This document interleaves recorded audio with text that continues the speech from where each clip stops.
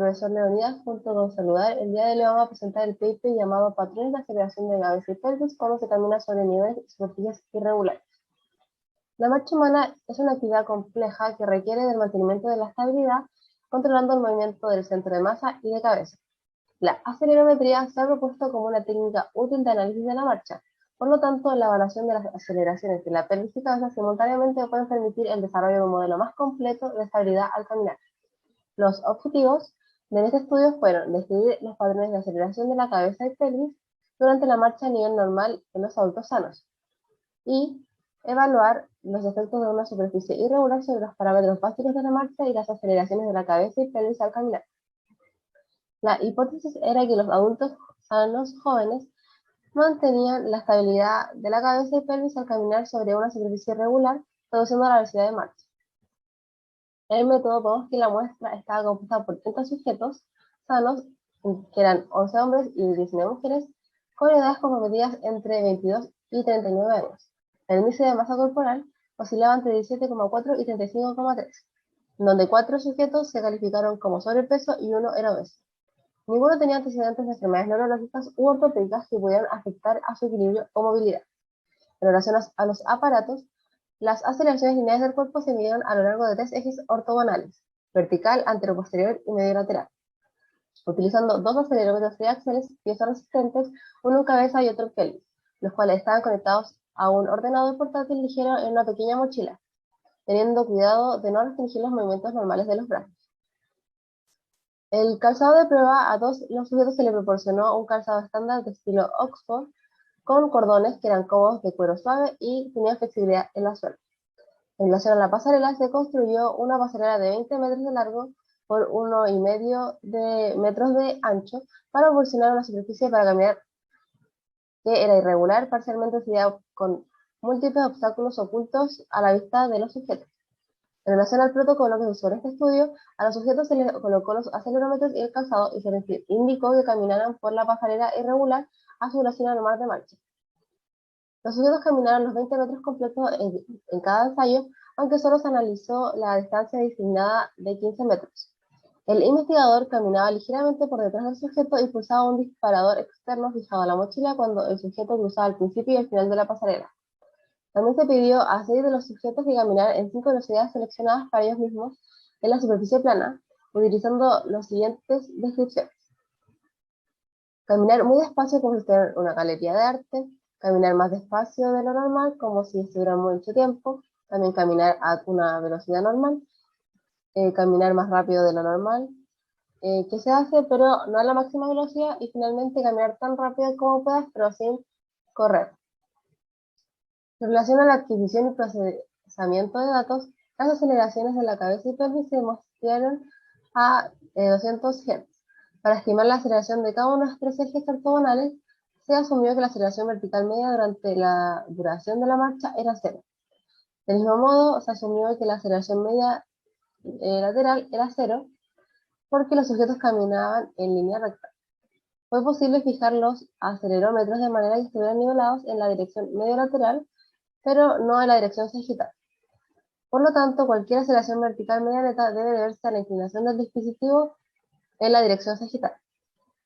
En este estudio se calcularon las siguientes variables: la velocidad de marcha, la cadencia, la longitud media de los pasos, el ratio de marcha, la variabilidad de la sincronización de los pasos, la media cuadrática de la aceleración, la variabilidad de la amplitud de la aceleración y la relación armónica relacionada con la marcha que sea estable y rítmica.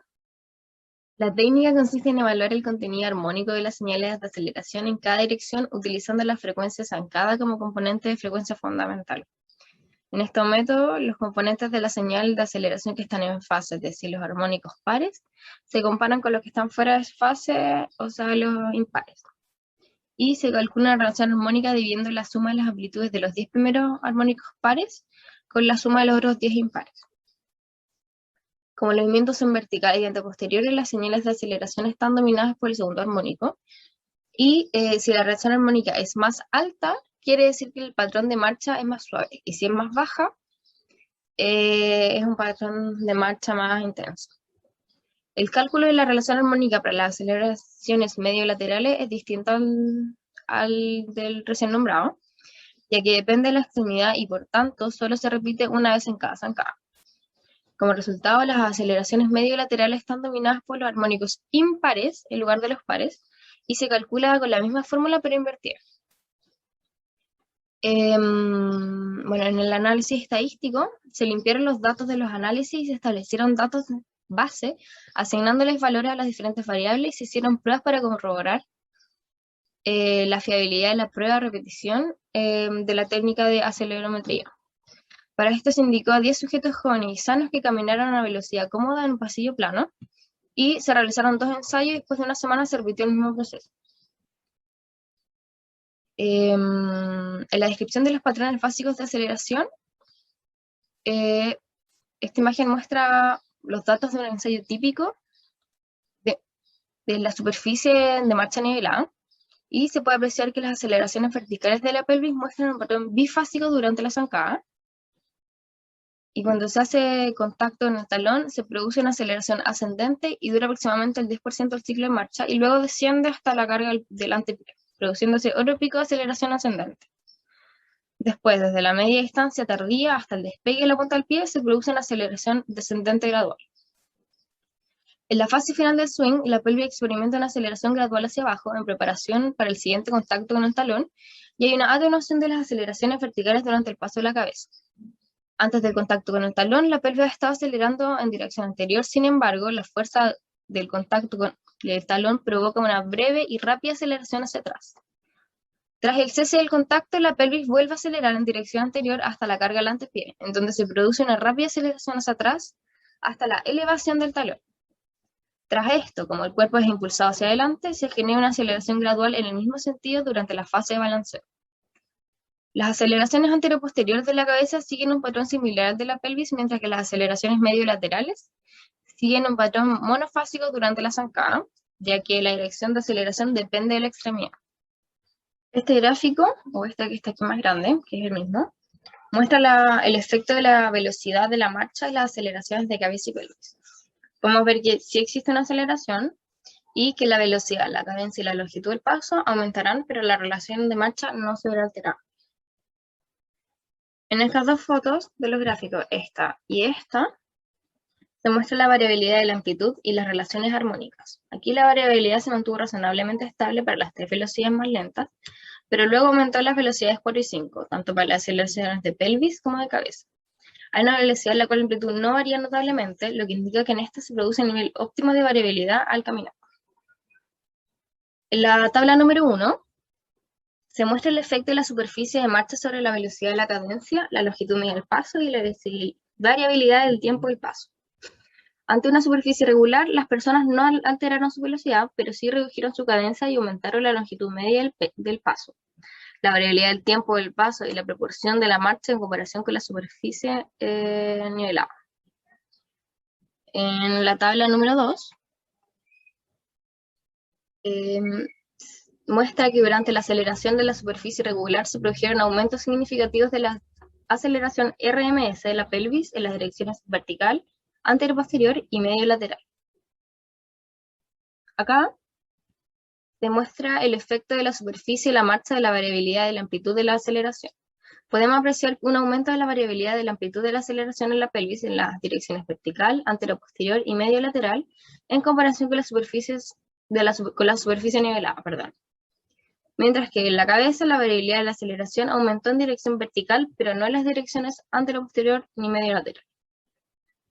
En la tabla número 4 se muestran las relaciones armónicas y podemos ver que la superficie irregular, las relaciones armónicas disminuyeron en las direcciones anterior-posterior y medio-lateral, sin embargo la relación armónica vertical no cambió.